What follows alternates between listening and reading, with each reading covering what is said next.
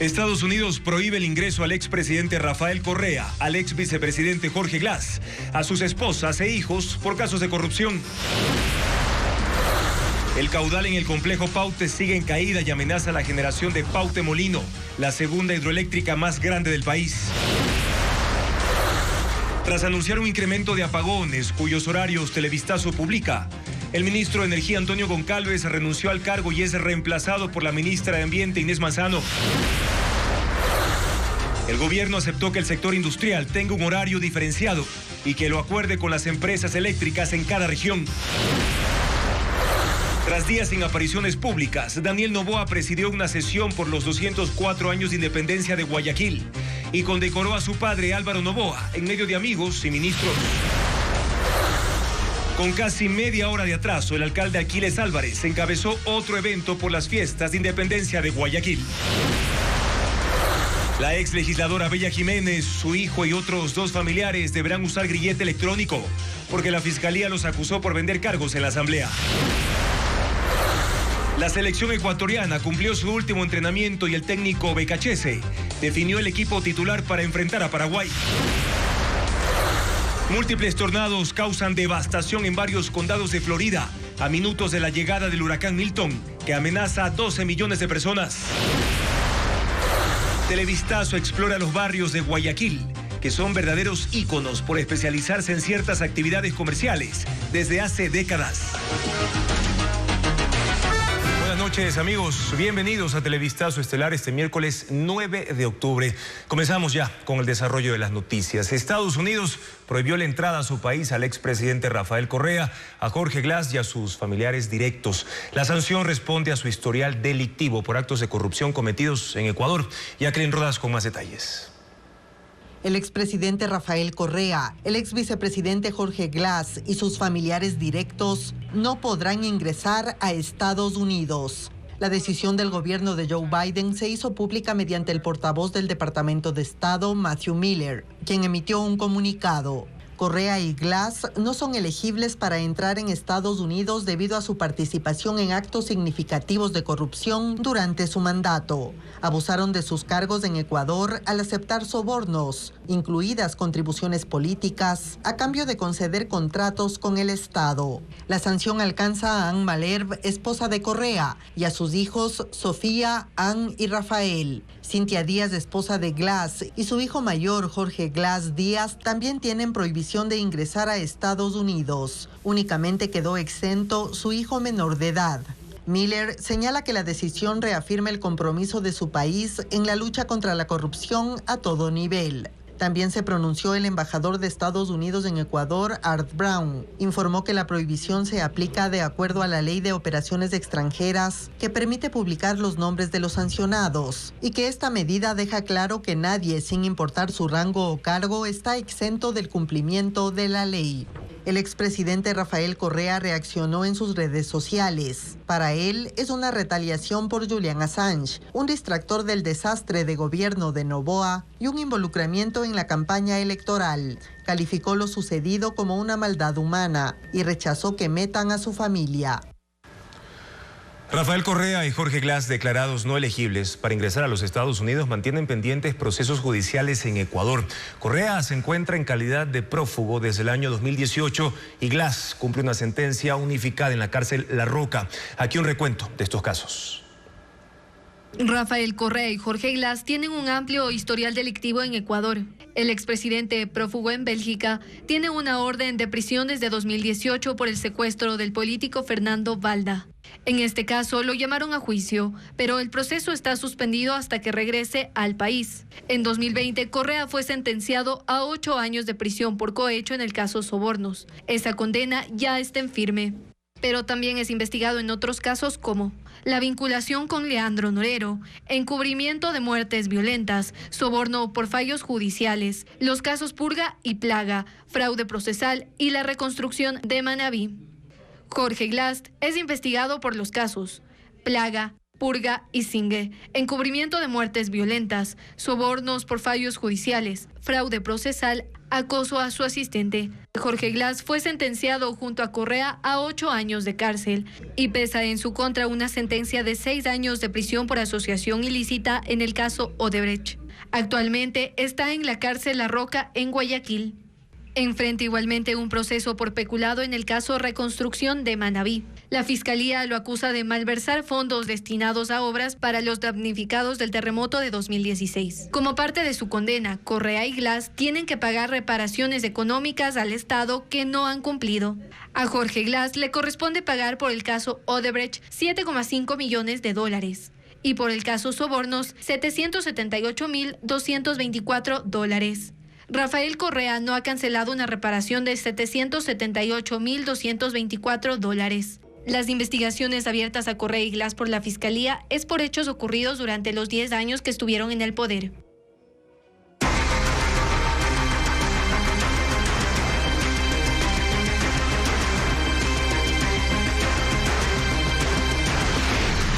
Apagones en caída libre. Los cortes eléctricos de hasta 10 horas se rigen desde hoy hasta el domingo 13 de octubre. El gobierno amplió la suspensión de los apagones debido a la crítica situación que atraviesa la generación hidroeléctrica del país. Francisco Garcés explica cómo quedan los nuevos horarios. Desde el mediodía de este miércoles están vigentes los nuevos horarios de cortes de electricidad que regirán hasta el domingo y durarán hasta 10 horas diarias, según anunció el exministro de Energía Antonio González en cadena nacional. Aseguró que la decisión se debe a la crítica situación de la generación hidroeléctrica del país y para evitar el colapso del sistema eléctrico nacional. Esta vez no hay franjas horarias unificadas en todo el país. Por eso, cada empresa distribuidora decidió los horarios de cortes para cumplir la meta de ahorro definida por el SENACE. Entonces, dependiendo de la ciudad y el sector específico, podrá haber un solo corte, 2 o hasta 3 apagones al día en distintos horarios. En Guayaquil y parte de Guayas, el jueves y viernes regirán 13 horarios distintos que distribuyen los cortes 2 veces al día y que durarán de 4 a 10 horas. Y para el fin de semana se definieron 11 horarios con 2 cortes al día de entre 7 y 8 horas. En Quito, de jueves a domingo, los apagones tendrán 6 horarios. 5 contemplan 2 cortes al día que sumarán entre 9 y 10 horas. El sector industrial tendrá un corte de 10 horas continuas. En Cuenca y la provincia de La Suay, el jueves y viernes regirán 3 horarios. Uno continuo de 6 horas entre la medianoche y las 6 de la mañana y otros 2 que dividen los apagones 2 veces al día con 9 horas de duración. El fin de semana los apagones serán en 5 franjas horarias con 2 cortes que durarán entre 6 y 7 horas. En el resto del país los horarios fueron definidos por cada empresa distribuidora. En la mayoría de los casos, los cortes se distribuyen en 2 horarios durante el día que duran entre 7 y 10 horas. Y con su teléfono celular pueden escanear el código QR que aparece en pantalla para tener acceso a toda la información sobre los apagones y su cronograma de aplicación a escala nacional desde hoy hasta este domingo 13 de octubre. Antonio González, de los apagones a 10 horas. Su reemplazo será la ministra del Ambiente, Inés Manzano. Adriana Bermeo con más información. 3 meses después de asumir el cargo, Antonio González dejó el Ministerio de Energía. Lo hizo este miércoles 5 horas después de presentarse solo y en cadena nacional para anunciar el aumento de los apagones por la crisis energética que enfrenta el país. La decisión la tomó, según dijo en una publicación de su cuenta X, por motivos personales. El gobierno agradeció la gestión e informó que será reemplazado por la ministra del Ambiente, Inés Manzano. Ella liderará, según un comunicado emitido por la presidencia, la transformación de una matriz caduca que nos ha estancado en la dependencia de las lluvias en un 72%. Ni la crisis energética ni esa matriz caduca a la que hace mención el gobierno son una revelación. El presidente Daniel Noboa asumió el poder en noviembre del año pasado precisamente en medio de apagones, que fueron suspendidos durante 2 días por el acto de posesión. En 10 meses de gobierno, la situación energética se agudizó hasta llegar al actual nivel crítico. 3 ministros han liderado la cartera de energía. Andrea Robo, la primera funcionaria de este gobierno que hizo frente a la crisis. Ella advirtió que los apagones eran necesarios y Carondelet prescindió de sus servicios y la denunció penalmente por supuesto sabotaje. En abril, Roberto Luque fue nombrado ministro encargado, también en medio de cortes de electricidad, y cumplió funciones hasta julio cuando asumió González. Los 3 ministros hicieron frente a la crisis en solitario. A pesar de que se trata de un problema crucial que concierne a todo el país, no se ha conformado un gabinete de crisis. Ahora el escenario se repite para Inés Manzano, que luce sola para enfrentar un problema estructural. Y la crisis de generación hidroeléctrica se mantendrá hasta diciembre por falta de lluvias intensas. Las precipitaciones para mejorar los embalses de las principales centrales se recuperarán, pero a partir de enero del próximo año, como le explica a continuación Paul Romero.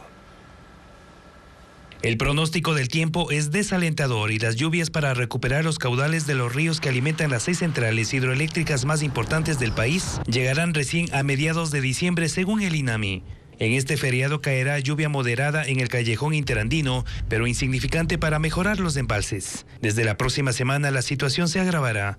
El pronóstico es que desde el 13 al 21 de octubre habrá lloviznas esporádicas que únicamente humedecerán la tierra y no incrementarán los caudales de los ríos que alimentan las hidroeléctricas San Francisco, Agoyán, Pauta Integral, Minas San Francisco, Delcy Tanizagua, ubicadas en las provincias de Tungurahua, Chimborazo, Cañar, Azuay, Loja, Zamora Chinchipe, en Napo, Orellana, Sucumbíos, Morona Santiago, en la Amazonía, en donde está la hidroeléctrica Coca-Cola Sinclair, la situación será similar. Las precipitaciones en las regiones en donde están las hidroeléctricas están en los valores mínimos históricos, observados en los últimos 60 años, según los técnicos del INAMI. Para una recuperación de los embalses es importante que nosotros tengamos lluvias permanentes, consecutivas y sobre todo, y qué mejor que sean de alta intensidad. Así que los eventos por ahora no tendrían esa configuración. En noviembre habrán esporádicas lluvias y a partir de mediados de diciembre mejorarán las condiciones meteorológicas para la generación hidroeléctrica. Diciembre, por lo general en la cuenca amazónica comienzan a reactivarse de a poco con más frecuencia las precipitaciones hasta llegar a los meses de enero, febrero, donde ya existe una recuperación total de lluvias. El INAMI dice que la precisión de sus pronósticos meteorológicos es del 85% y sus informes son entregados al Comité de Operaciones de Emergencia Nacional para que tome decisiones.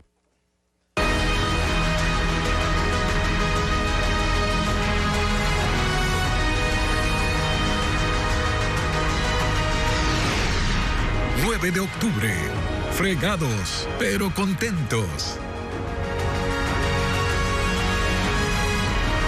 Las actividades por las fiestas de independencia en Guayaquil arrancaron en la madrugada con música, actos cívicos y pregones también. Luis Alfredo Zúñiga describe los eventos que en medio de los apagones mantienen activos a los guayaquileños.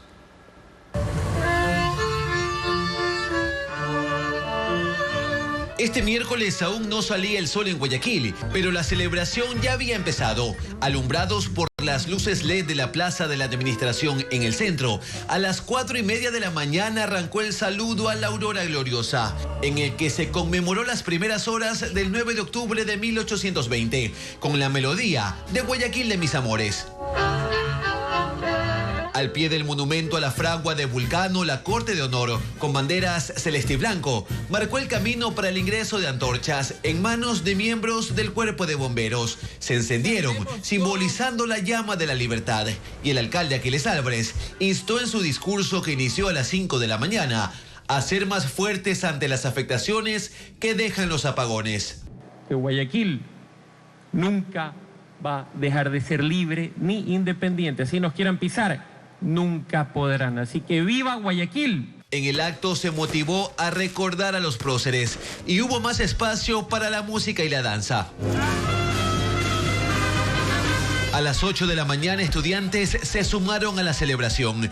Desde los que están por graduarse hasta los más pequeños, muchos vestidos de celeste y blanco, realizaron un pregón cívico. 1.500 personas entre estudiantes y profesores de la Unidad Educativa Salesiana Cristóbal Colón en el sur hicieron un recorrido de 8 cuadras. Con gran felicidad por estar aquí. Tener una alegría más por la cual estar orgulloso de ser guayaquileño. Al mediodía ingresaron los pabellones de Ecuador y Guayaquil a la Plaza del Bicentenario para la unción cívica, donde también se hizo la entrega de ofrendas florales. Con autoridades locales presentes, se guardó un minuto de silencio por los próceres que dieron su vida por la libertad. La Asamblea Nacional sesionó en una universidad de Guayaquil como homenaje por sus fiestas. El acto estuvo marcado por la ausencia del alcalde Aquiles Álvarez. A su llegada, los legisladores abordaron varios temas y Luisa María Heredia cubrió esa cita. Uno por uno los asambleístas fueron llegando. No al Pleno Legislativo en Quito, sino al auditorio de la Universidad Tecnológica Empresarial de Guayaquil, donde este miércoles 9 de octubre sesionaron. Iban a rendirle homenaje a los 204 años de independencia del puerto principal.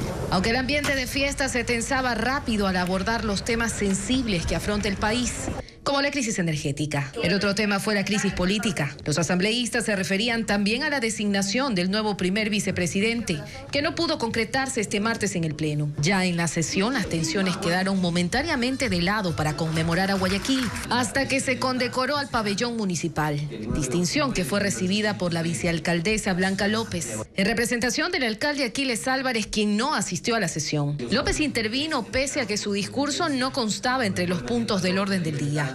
Hizo un exhorto a Guayaquil, pero haciendo alusión a los apagones, como una crítica indirecta para el gobierno. Ni el oficialismo ni el PCC la aplaudieron. En el uso de la palabra la siguió Viviana Veloz, presidenta de la Asamblea, quien presidió la sesión. Veloz repasó las cifras de seguridad y se comprometió a trabajar desde el Pleno para contribuir en la lucha contra la criminalidad. De las más de 8.000 muertes violentas acaecidas del año pasado, en el Ecuador, el 28% tuvo lugar en Guayaquil. Pobreza, exclusión, desempleo, desinversión en las áreas sociales, como la salud, el trabajo, las pensiones jubilares, entre otros, han sido el contexto latinoamericano y ecuatoriano que ha permitido que el reclutamiento de jóvenes y también de niños sean cooptados para ser parte de las organizaciones criminales y transnacionales. Así, tal y como lo hizo en las fiestas julianas, la Asamblea, con sus líos y diferencias, se trasladó por un día a Guayaquil para celebrarla. Múltiples tornados se formaron en el estado de Florida poco antes de la llegada del huracán Milton. Ahora, con la intensidad de categoría 3, toca tierra con vientos de 200 kilómetros por hora. Autoridades indican que ya es muy tarde para evacuar y quienes se han quedado en zonas de peligro deben refugiarse como puedan, informa Pedro Jiménez. La alerta se incrementó esta tarde para 51 de los 67 condados de Florida, cuando se formaron unos 20 tornados en las zonas de impacto de Milton, pero también en otras áreas antes consideradas seguras. Habitantes del centro y el sur del estado reportaron estos fenómenos a partir del mediodía. Se formaron en tierra en medio de ráfagas de viento del huracán que estaba cada vez más cerca. En Fort Myers, por ejemplo, en la costa del Golfo, un tornado dejó así a este barrio. El huracán no llegaba todavía. Y justamente esta es una de las zonas donde los daños serán mayores, pues el huracán golpea en una extensa zona desde ahí hasta Tampa y cruza el estado pasando por Orlando para luego salir al Atlántico. La alerta general es para 12 millones de personas y autoridades de Florida indicaron que a esta hora es inútil pensar en evacuar, que quienes no se fueron a tiempo deben buscar refugio como puedan. Entre esas personas están este hombre y su hijo. Son residentes del área de Venice. Han decidido pasar la emergencia en casa, ignorando las advertencias de un peligro mortal. Pero son más los que se fueron a tiempo, dejando localidades abandonadas, como Treasure Island en la zona de San Petersburgo, por ejemplo. La población aquí pasó de 10.000 habitantes a 0. A media tarde, Milton bajó a categoría 3 con vientos de poco menos de 200 kilómetros por hora. Pasajeros de un crucero que navega por el Golfo de México captaron estas imágenes del viento en la ruta del huracán. En la tarde, Milton tenía olas de 3 y 5 metros. Ahora son de hasta 9 metros, según reportes de la empresa Sail Drone, que recopila datos del huracán en su trayectoria sobre el mar, lo que anticipa otro peligro. Marejadas ciclónicas e inundaciones en gran parte de la costa del Golfo debido a factores como el tamaño de este huracán, cuyos vientos se extienden hasta 400 kilómetros desde su centro. Así, el estado de Florida sufre los efectos de este huracán que está catalogado como el más peligroso en mucho tiempo y estará sobre ese territorio hasta la tarde del jueves.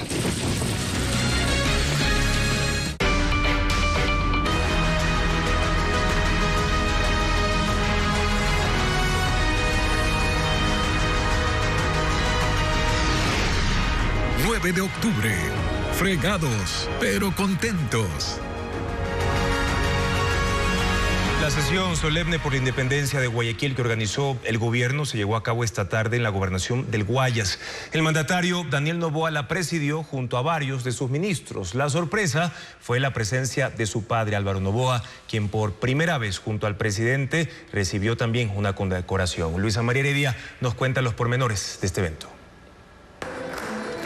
En un pequeño salón, el salón de la gobernación del Guayas, rodeado únicamente de sus asambleístas y algunos ministros y funcionarios que forman parte de su equipo de trabajo, y acompañado por su familia, su esposa, sus padres y hermano, Daniel Noboa homenajeó a Guayaquil. Encabezó la sesión solemne por los 204 años de independencia que organizó el gobierno. Entregó 6 condecoraciones al mérito, un reconocimiento post-mortem para el empresario Johnny Charninsky y la Orden Nacional al Mérito a la medallista paralímpica Kiara Rodríguez. También a su padre, el empresario y ex candidato a la presidencia, Álvaro Noboa, quien se robó la atención de los presentes en la sesión y de quienes esperaban afuera para saludarlo. Por primera vez desde que Daniel Noboa ganó la presidencia, su padre apareció públicamente junto a él. El mandatario le dedicó la mayor parte de su discurso. Dijo que los dos son líderes improbables. Fue un candidato presidencial, era un candidato totalmente improbable, con un partido improbable en ese momento que gane, porque acababa de ser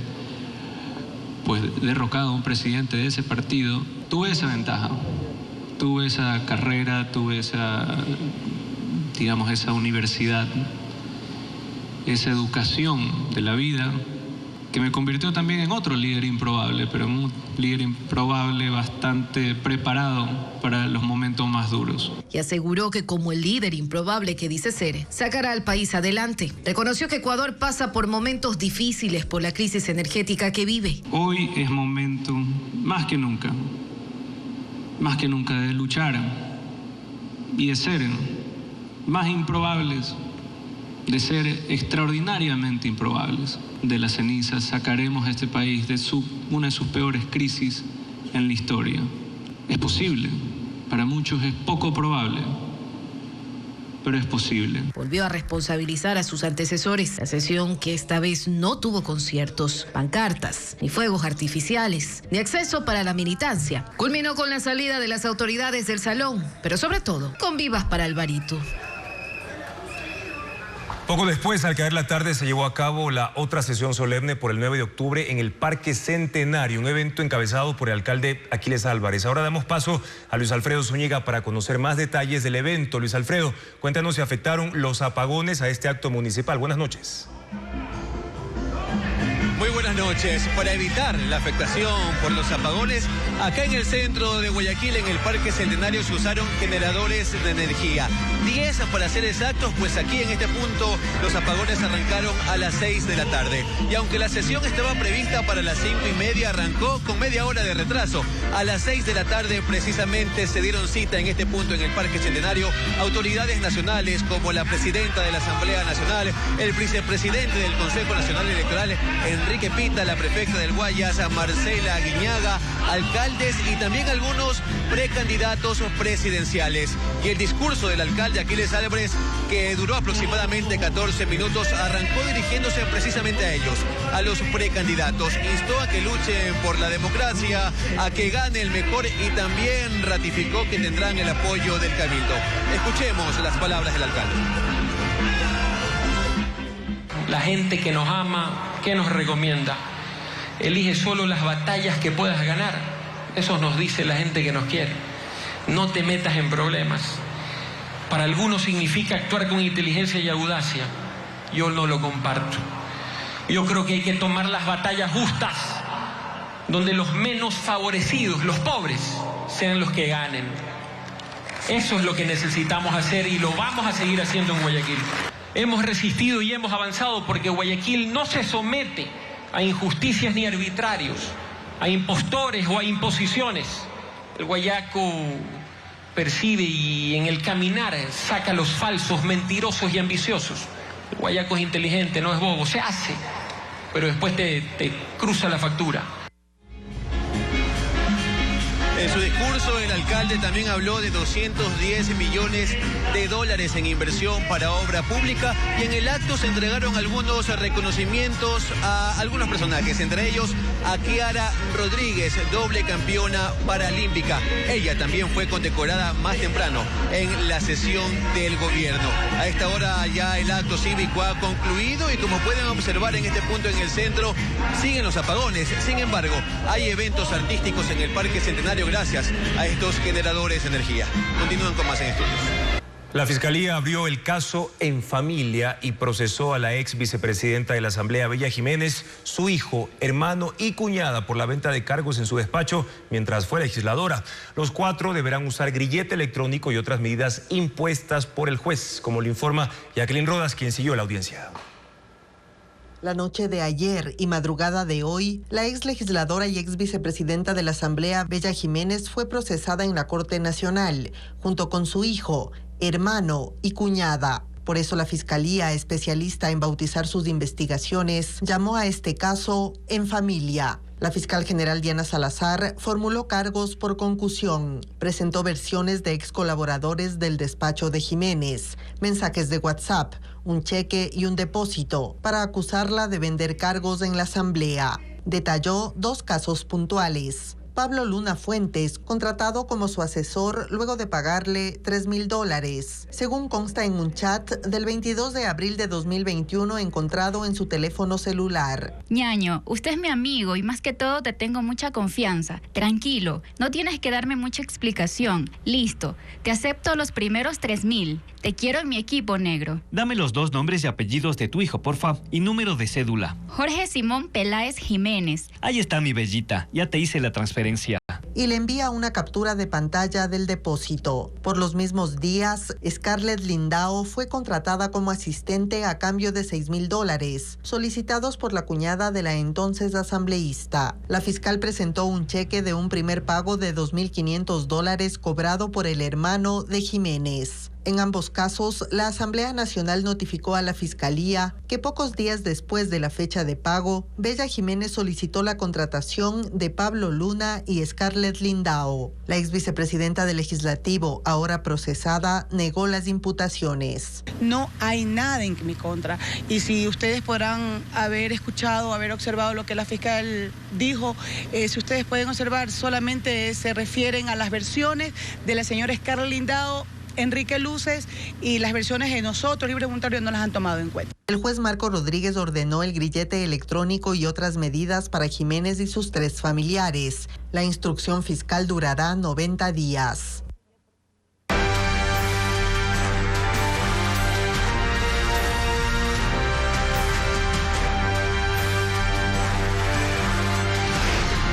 Medio Oriente, la guerra no declarada.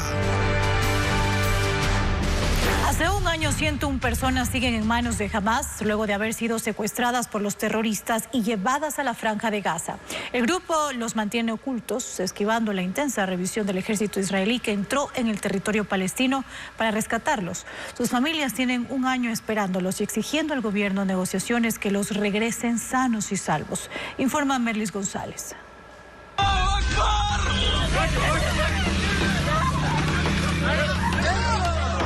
Centenares de personas fueron arrastradas desde Israel a la Franja de Gaza por los terroristas de Hamas el 7 de octubre de 2023. Fueron secuestrados en un festival de música. Otros sacados de sus autos, capturados en las calles cuando intentaron huir, e incluso raptados en sus casas cuando hombres armados invadieron zonas residenciales. Esta familia fue capturada y su hijo obligado a pedirle a los vecinos que abrieran la puerta, supuestamente a cambio de que les perdonaran la vida. Aún así, los hombres fueron asesinados, las mujeres y niños secuestrados. Según el ejército de Israel, 251 personas de 36 nacionalidades fueron tomadas como rehenes por Hamas ese día. En Farasa, una pequeña comunidad fronteriza con Gaza, Hamas se llevó a 19 personas, incluida Doron, una mujer de 30 años. 365 días después, la vivienda está como la dejaron los terroristas, todo regado, roto y revuelto. Su madre cuenta que hablaba con ella por teléfono cuando hombres armados se metieron por la ventana. Las últimas palabras que escuchó fueron: "Me están llevando". La quiero de vuelta viva, no en una bolsa. La quiero viva para poder abrazarla, dice.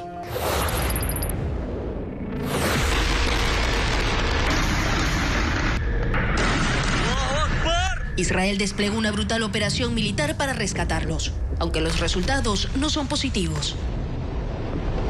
Gaza está destruida y Hamás aún tiene rehenes. Sin embargo, treguas temporales permitieron la liberación de 105 personas, la mayoría mujeres y niños. Los sobrevivientes cuentan que eran movilizados en Gaza vestidos como locales o los hacían pasar como cadáveres envueltos en sábanas blancas. Pero principalmente los mantenían bajo tierra. Hamás ha construido un laberinto subterráneo con túneles de varios niveles, conocido como el Metro de Gaza. Funciona como otra ciudad donde circulan desde combatientes y vehículos pesados hasta mercancía para los civiles sin ser detectados. El ejército israelí halló uno de estos túneles en Rafah, en el sur de Gaza. Ahí los terroristas escondieron y asesinaron a 6 secuestrados. La entrada estaba en una casa en la habitación de los niños. Una compuerta daba paso al túnel de 20 metros de profundidad. Estaba conectado a un pasillo subterráneo, bajo y estrecho, de 120 metros de longitud. Objetos abandonados y sangre en el piso revelan que los rehenes pasaron varios días ahí, sin ventilación ni baño, para luego ser asesinados. Israel asegura que Hamás aún tiene secuestradas a 101 personas, a las que usa como escudos humanos. Los extremistas palestinos dicen que los liberarán, a cambio de un alto al fuego definitivo, la entrada de más ayuda humanitaria y que los soldados israelíes salgan inmediatamente de su territorio. Pero Israel se niega, dice que los rescatará por su cuenta y que no saldrá de Gaza hasta destruir completamente a Hamás, dejando cada vez más lejos el fin de la guerra. Y uno de los protagonistas de la guerra contra el grupo Hamás en la Franja de Gaza es el primer ministro israelí Benjamín Netanyahu. Mañana revisaremos su trayectoria militar y política, sus desafíos y la presión interna y de la comunidad internacional para ponerle fin a este conflicto.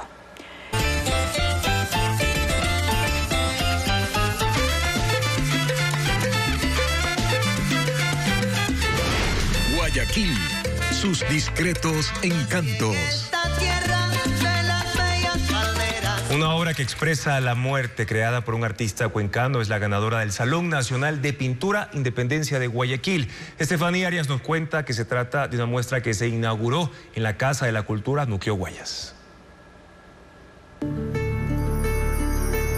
Expresiones y paisajes, dos aspectos que priman en la 66ª edición del Salón Nacional de Pintura Independencia de Guayaquil, que se inauguró en la Casa de la Cultura Núcleo Guayas. 11 obras seleccionadas de 92 que participaron en la convocatoria. En principio el impacto visual y luego se revisó lo que ellos tenían como propuesta conceptual, qué es lo que querían decir con su obra, qué querían transmitir. Y también lo que primó es esta elaboración de la obra, la cromática, la propuesta estética, la propuesta artística, ¿no? Este miércoles 9 fue la premiación. El primer lugar se lo llevó De polvo eres, del artista cuencano José Marín, una pintura con un ambiente apocalíptico que expresa la muerte. Si bien es cierto, la obra está plasmada en un escenario hostil, frío, con colores fúnebres en cierto modo, pero también están inspirados con la esperanza, con la paz, como es el blanco. El feto viene a representar en este caso los niños que nacen hoy en día, nacen en una sociedad complicada, llena de problemas, de guerras. El segundo lugar lo obtuvo el artista de Manabí, Francisco Velázquez, con Cambalaches. Hubo 3 menciones de honor, Los soldados y el rey de Cristian Godoy. En la selva de cemento, No te descuides ni un momento, si ves un animal salvaje, corre, corre sin aliento, de Jennifer Errázuriz. Y Gestos inútiles e implicaciones sistemáticas, de José Pinto. Las obras estarán expuestas durante un mes en el Salón Museo Manuel Rendón Seminario, de lunes a viernes de 9 de la mañana a 5 de la tarde y sábados de 9 de la mañana a 1 de la tarde. La Catedral de Guayaquil recibe a los visitantes de una manera nunca antes vista. El proyecto Destino de Luz abre sus puertas con la experiencia de un recorrido único en el que podrán admirar de cerca los vitrales de los santos y otros rincones de ese templo, como lo relata a continuación María Gabriela Carpio. Es una experiencia que combina arte, historia y arquitectura. Desde ahora los fieles podrán recorrer los interiores de la Catedral de Guayaquil como parte del proyecto Destino de Luz, que este martes inauguró su primera etapa. El trayecto comienza en la cúpula norte, donde los visitantes ingresan por el atrio y suben por las escaleras hasta llegar al balcón del coro, y desde ahí acceden al paseo por los santos a las alturas. El rector de la catedral señala que esta es una ruta que les permitirá ver de cerca los vitrales que retratan santos latinoamericanos. Este proyecto se implementa mediante un convenio entre la Arquidiócesis de Guayaquil y la Prefectura del Guayas. Esta primera fase comprendió la rehabilitación de áreas que estuvieron inhabilitadas durante muchos años. Cuentan ahora con iluminación, ventilación industrial y un ambiente controlado. Una experiencia diseñada para que el público disfrute cada detalle sin que el calor sea un obstáculo. Esto es un proyecto donde hemos intervenido en la recuperación de pisos, el sistema sanitario, sistema eléctrico, iluminación. La idea del paseo es ser multisensorial, apuntar a todos los sentidos, por eso el juego de luces, el juego con el sonido y además con el aroma que trabajamos para que todo sea efectivamente una experiencia profunda, maravillosa. Pero el recorrido no termina ahí, porque podrán visitar el Belén Mágico, el pesebre interactivo más grande de Sudamérica, con una extensión de 280 metros cuadrados, conformado por 1.800 figuras. En las siguientes etapas del plan se prevé construir un museo de la catedral, donde se exhibirán piezas históricas. Desde hoy los turistas podrán hacer este recorrido en grupos de 25 personas, a partir de las 9 de la mañana hasta las 19 horas. Para hoy, 3 vías se cerraron debido a trabajos de reparación o remoción de escombros por deslizamientos de tierra. Y en el siguiente reportaje, Diego Cuenca describe cuáles son las rutas alternas. En la red vial del país hay 3 rutas que están cerradas en la costa, sierra y Amazonía. En la provincia de Los Ríos no hay paso vehicular en el kilómetro 32 de la vía Juján-Babahoyo, porque en el puente Gemelo 1 se están realizando trabajos de rehabilitación. La alternativa es que los vehículos circulen con precaución por el puente Gemelo 2, que fue habilitado en doble vía. En Napo, un deslizamiento de tierra bloqueó la carretera Yede Baeza-Narupa, en el sector Guacamayos. Aunque estuvo cerrada por 11 horas, esta mañana fue habilitada parcialmente, porque aún continuaban los trabajos para remover los escombros. La ruta alterna es la vía Quito-Puyo-Tena. La carretera Cuenca a Girón Pasaje, que conecta a la provincia de El Oro con Azuay, también está cerrada debido a que continúan los trabajos para reconstruir un tramo del kilómetro 114, que fue afectado por el colapso de una alcantarilla. Los 16.000 vehículos que circulan cada día tienen la opción de usar la vía Cuenca-Moyeturo-Machala o la vía Quera-Uscurrumi-Chilcaplaya. Estados Unidos y la Armada decomisaron 4,5 toneladas de droga en aguas internacionales y cerca de las Islas Galápagos. 8 personas fueron detenidas y el cargamento llegó este miércoles ya a la isla San Cristóbal. Paul Romero con el informe. El tráfico de droga por la ruta de las Islas Galápagos hacia Centro y Norteamérica sigue sin pausa.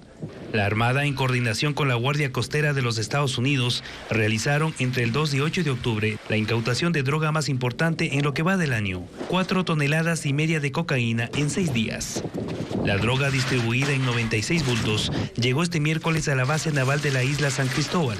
3 toneladas fueron decomisadas por la Guardia Marina estadounidense en aguas internacionales, aproximadamente a 500 millas del archipiélago, y el resto, 1,5 toneladas, por la Armada ecuatoriana dentro de las 250 millas de jurisdicción nacional. En las 3 operaciones antidrogas se detuvieron a 8 implicados encargados de transportar la cocaína en embarcaciones pequeñas no registradas por las autoridades navales. Según la Armada, de enero a octubre de este año, con la vigencia de los acuerdos de interdicción e intercambio de información entre Ecuador y Estados Unidos, se incrementó la incautación en la denominada Ruta del Pacífico con 24,5 toneladas de droga. Las anteriores 20 toneladas fueron sacadas al continente para su incineración o encapsulamiento. 15 sectores de 2 cantones en Napo resultaron afectados por un vendaval. Planchas de zinc dobladas y esparcidas en las calles, así como techos arrancados en numerosas viviendas, evidencian la magnitud del daño. Elizabeth Quesada precisa que el cantón Archidona fue el más golpeado, con ráfagas de viento que alcanzaron incluso hasta 60 kilómetros por hora. Planchas de zinc dobladas y dispersas sobre la calzada, junto a casas sin techo, muestran el impacto del vendaval que azotó 15 sectores de 2 cantones en la provincia de Napo. En Archidona hubo 70 casas afectadas. El poblado de Lucianta llevó la peor parte. Las ráfagas de viento de hasta 60 kilómetros por hora arrancaron los techos de 16 viviendas. Fue algo impresionante, fue terrible.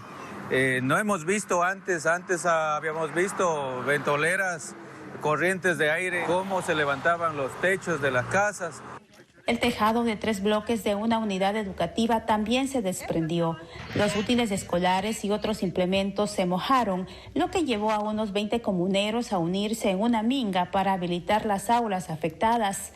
Otras comunidades afectadas de Archidona fueron San Rafael, Batancocha, Yaguari y Rucuyacta, mientras en Tena hubo al menos 10 comunidades afectadas y unas 15 casas con daños.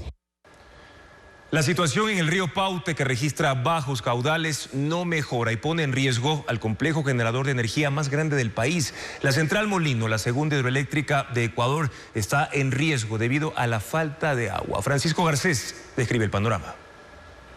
El embalse de Paute Molino también está en caída y pone en riesgo a la segunda hidroeléctrica más grande del país, después de Coca-Codo Sinclair.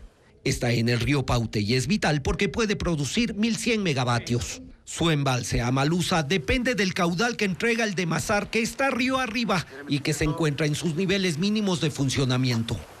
Si ese embalse cae más, generará un efecto en cascada que se reflejará primero en Paute Molino y luego en Sopladora, que está más abajo del río Paute. La cota de Molino, la tarde de este miércoles, está en 1.982 metros sobre el nivel del mar. A esa altura permite la operación, pero en los últimos 9 días ha perdido 3 metros y está a solo 7 metros de tener que parar. Esto sucedería si el embalse de Mazar no se recupera o si el caudal del Paute no aumenta. Esa hidroeléctrica requiere al menos 50 metros cúbicos por segundo, pero el martes el río solo tenía 17 metros cúbicos por segundo y hasta la tarde de este miércoles había subido a 22 metros cúbicos por segundo. El Paute, con su caudal actual, no puede sostener la generación de 170 megavatios de Mazar, 1.500 megavatios de Molino y 487 megavatios de Sopladora. Y esto genera preocupación porque esas hidroeléctricas estuvieron generando el 39% de la hidroelectricidad del país. Esa es una de las razones por las que el gobierno decidió ampliar el tiempo de los apagones. El objetivo es mantener esas hidroeléctricas apagadas el mayor tiempo posible y lograr que sus embalses se recuperen. Las mesas técnicas dan los primeros resultados. El gobierno aceptó que el sector industrial tenga un horario diferenciado y que de hecho lo pueda acordar con las empresas eléctricas en cada región. Adriana Bermeo con el informe. El gobierno flexibiliza el apagón industrial y ajusta los horarios como respuesta al pedido desesperado que hicieron ayer los industriales. El ministro de Energía, Antonio González, en cadena nacional dijo que esos sectores tendrán un horario diferenciado que les permita cumplir con su cuota de ahorro y minimizar el impacto en la producción. Los horarios de apagones para las zonas industriales constan en la página web de cada empresa distribuidora de electricidad. En Ambato habrá un solo corte de luz a la semana de 24 horas consecutivas, desde las 0 horas hasta las 23:59. Un día completo, el miércoles en las zonas industriales de Santa Rosa y Benítez y el jueves en el Parque Industrial. En Cuenca, los racionamientos de electricidad serán desde la medianoche hasta las 6 de la mañana, de lunes a domingo.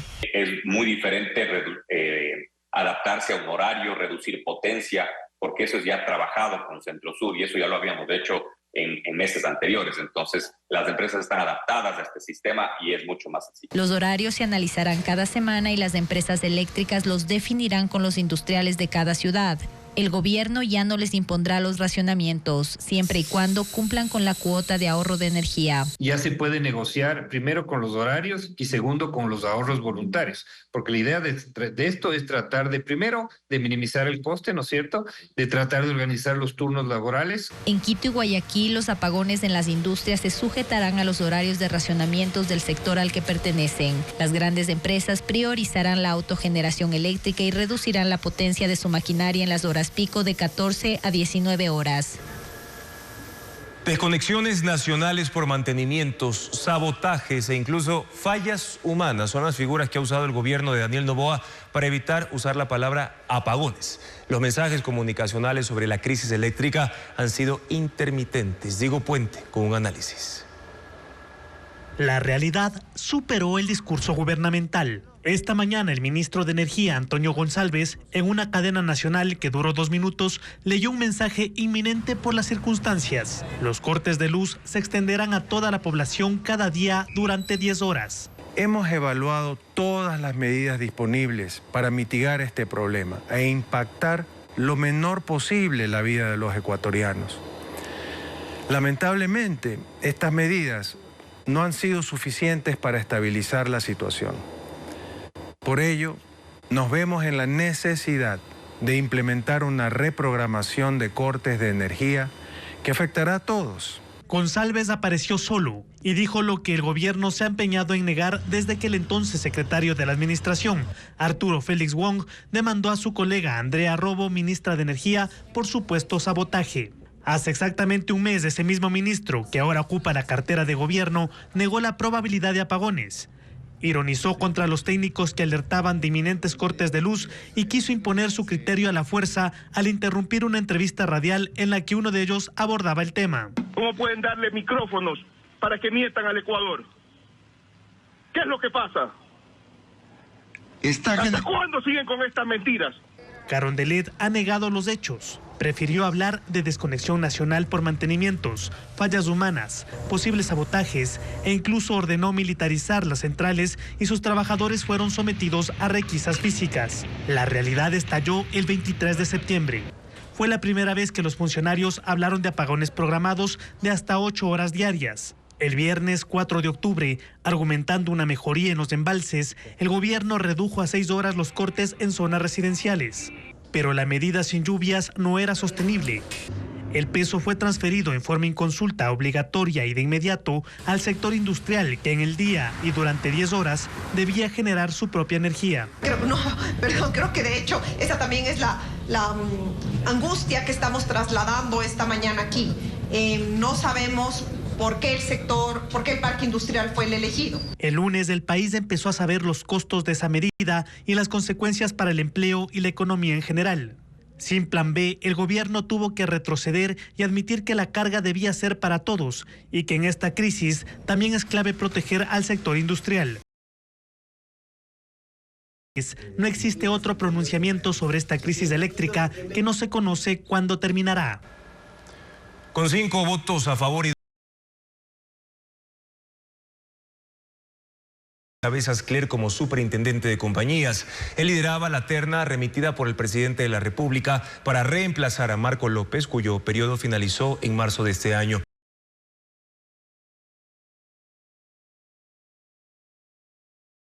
Especializado en buen gobierno y administración de instituciones públicas con una maestría en Derecho Administrativo.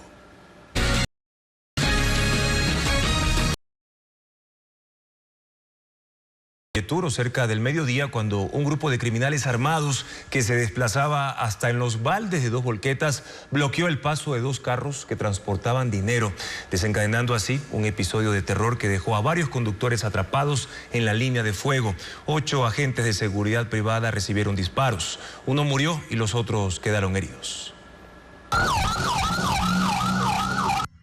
El caos se desató en la vía Cuenca-Molleturo, convirtiéndola en un escenario de terror, cuando 24 delincuentes armados con fusiles y granadas ejecutaron una violenta emboscada. Ocurrió al mediodía de este miércoles, cerca del kilómetro 90, un tramo plagado de baches. Ahí los criminales a bordo de 3 camionetas y hasta en los baldes de 2 volquetas cerraron el paso a 2 vehículos que transportaban dinero, que eran custodiados por 8 agentes de seguridad privada. Sin tiempo para reaccionar, los guardias se vieron acorralados, mientras los asaltantes arremetían con las volquetas, disparaban en ráfaga y lanzaban granadas. Uno de los vehículos ardió en llamas. Las víctimas intentaron huir, pero las balas las alcanzaron. Como consecuencia, un agente murió y 7 resultaron heridos. Debido al caos que se formó, conductores abandonaron sus vehículos, dejándolos en medio de la carretera, y un bus interprovincial recibió 5 impactos de bala. Los delincuentes huyeron, dejando atrás granadas y un fusil que quedaron esparcidos sobre la vía. La policía acordonó el área y durante la tarde largas filas de vehículos se formaron a lo largo de la carretera. A la altura de la parroquia Sayausí, 7 sospechosos fueron retenidos en un camión que tenía manchas de sangre. La vía Cuenca-Molleturo permanecerá cerrada desde la Y de Sayausí hasta la 1 de la madrugada de este jueves, mientras se mantiene el despliegue policial en la zona. Por su parte, las autoridades policiales aún no han confirmado si el dinero fue sustraído.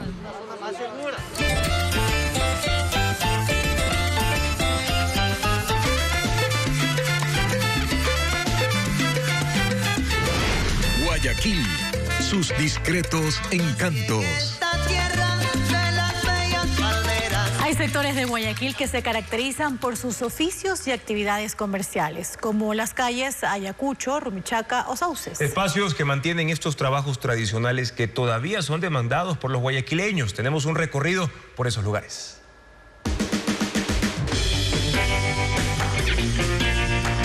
Tengo 32 años sirviendo a las personas en la venta de repuestos. A ver, la calle Ayacucho constaba en el año 80 con unos 100 locales a lo largo de la calle. Con relación a ahora, habemos 600 locales, así de fácil, comenzando de la calle Machala hasta la calle 11 de Ayacucho. La calle Ayacucho se hizo conocida porque en aquel tiempo, el año 80, 85, no recuerdo el alcalde que estaba, no les daba permiso de funcionamiento a los locales que estaban por la calle Aguirre, porque por ahí había más locales que la Ayacucho. Entonces, como no hubo esa apertura en aquel tiempo del alcalde que estaba, optaron algunos, no todos, por cambiarse a la calle Ayacucho. En vista que ese cambio ya no había locales allá, entonces ya el uno le contaba al otro, no, andate a la Ayacucho, que en la Ayacucho hay, anda, busca la Ayacucho, que vas a encontrar. Desde el año 90, 95, fue incrementándose, año 2000, 2010, y hasta la actualidad ahora usted verá que los locales están pegados, seguiditos, y no era así antes. La calle Ayacucho para Guayaquil significa el movimiento para las empresas que transportan alimentos, que transportan medicina.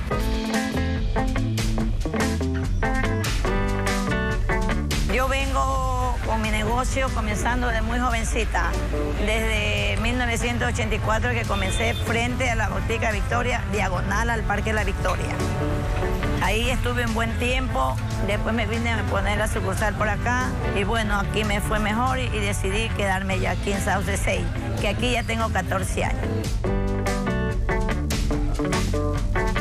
Cuando yo llegué a este lugar, era la única yo. Los dueños de casa eran todos departamentos. Comenzaron a hacer tiendas y el uno y el otro se ponían. Entonces mis sobrinos, como son contadores y no hay trabajo, me decían, tía, póngame un negocio mío. Entonces tenemos una cadena de cangrejales que son colegas míos y familiares míos. Y me siento bien porque estamos todos reunidos y para defendernos de cualquier manera en el tiempo que estamos pasando, pues, ¿no? Y vienen y me dicen, vengo de Estados Unidos, recomendado, y me enseñan la tarjeta. Vengo de Galápagos, me enseñan la tarjeta. Vienen de Cuenca, me enseñan la tarjeta. Vienen de Italia, me enseñan la tarjeta.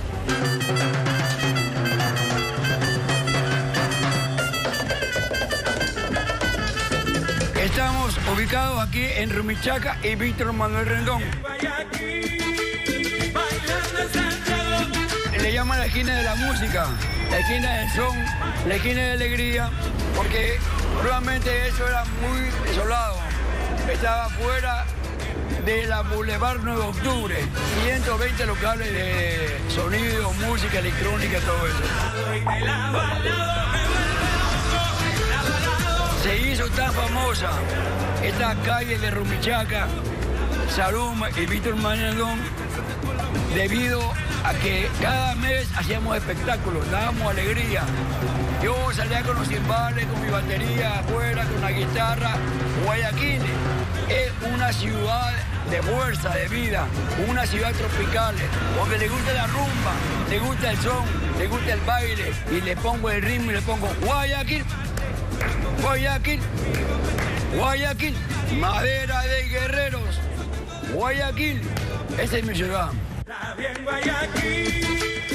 Ecuavisa presenta el juego interactivo Ecuavisados con los García. Es un innovador proyecto cargado de trivias y también de desafíos en el que habrá premiados cada día, cada semana. Con un viaje a un destino turístico al final del concurso. Pero ¿cómo participar y cuáles son los premios? Aquí se lo contamos. Ecuavisados con los García es el nombre del juego en línea de la nueva telenovela de Ecuavisa. Los televidentes pueden participar durante la emisión de cada capítulo y tiene premios, stickers, dispositivos tecnológicos e incluso un viaje con todo pagado. Participar es sencillo. Hay que descargar Ecuavisa Play o ingresar a la página web de ecuavisa.com, ir a la sección Ecuavisados y registrar sus datos. Así, están listos para cumplir con los retos según el día y la semana. El juego consiste en coleccionar la mayor cantidad de tarjetas y stickers digitales que recibirá como recompensa al cumplir cada reto.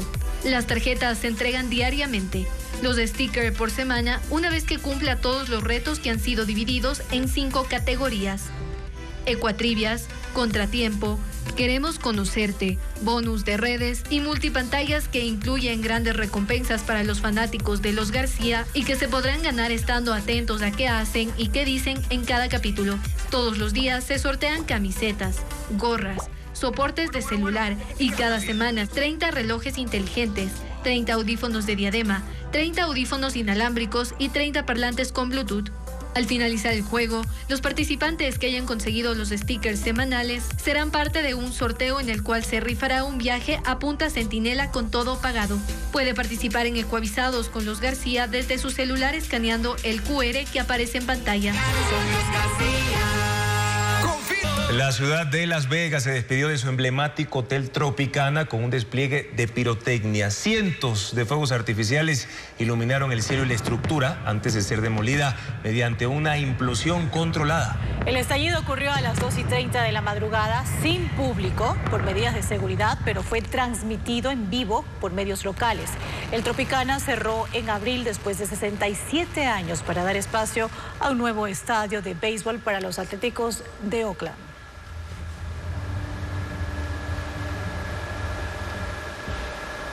Muy bien, y así llegamos a la parte final de esta entrega informativa. Gracias por su fiel sintonía, amigos. Mañana en contacto directo estarán el abogado internacionalista Esteban Santos para analizar la decisión de Estados Unidos de prohibir la entrada de Rafael Correa y Jorge Glass y sus familias por corrupción significativa. También Ángel Emilio Hidalgo, historiador y docente universitario, para analizar dónde queda Guayaquil en medio de la pugna del Ejecutivo con la alcaldía. ¿Realmente hay un proyecto de ciudad?